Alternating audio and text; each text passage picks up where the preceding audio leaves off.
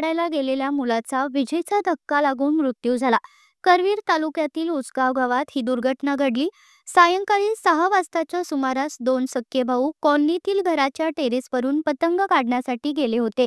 मोठा भाऊ सार्थक वळकुंजे याने एका लोखंडी सळीने पतंग काढण्याचा प्रयत्न केला। यावेळी लहान भाऊ कार्तिक शेजारी उभा होता।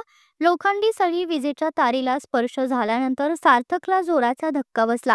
शेजारीच उभ्या असलेल्या लहान कार्तिकलाही हा धक्का बसला। यावेळी परिसरात मोठा आवाज झाला।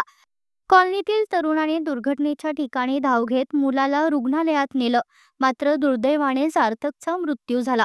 तर लहान भाऊ कार्तिक हा जखमी असून त्याच्यावर उपचार सुरू आहेत। त्याची प्रकृती ठीक आहे।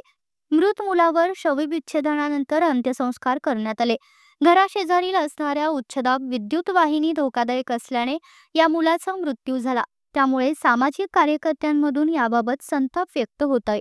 काल सार्थक निलेश वळकुंजे हा 16 वर्षाचा युवक 11,000 केवीची तार विद्युत तार गेल्या त्या तारेला चिटकून त्याचा मृत्यू झाला।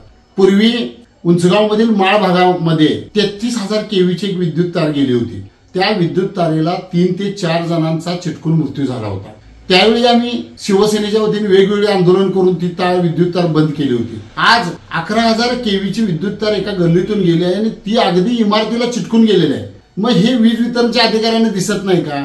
एका 16 वर्षाच्या मुलग्याचा मृत्यू झाला, ती विद्युत तार ब्रॅकेट टाकून आतमध्ये घेऊ शकतात। मग आता वीज वितरण जागा होणार का? म्हणजे एका मुलग्याचा मृत्यू झाल्यानंतर वीज वितरण जागे होणार काय? अगदी इमारतीला अगदी 1-2 फुटाच्या अंतरावरनं 11,000 केवीची विद्युत तार गेलेली आहे। मग एका 16 वर्षाच्या मुलग्याचा मृत्यू झाला, मग अनेक मृत्यू झाल्यानंतर वीज वितरण जागे होणार का?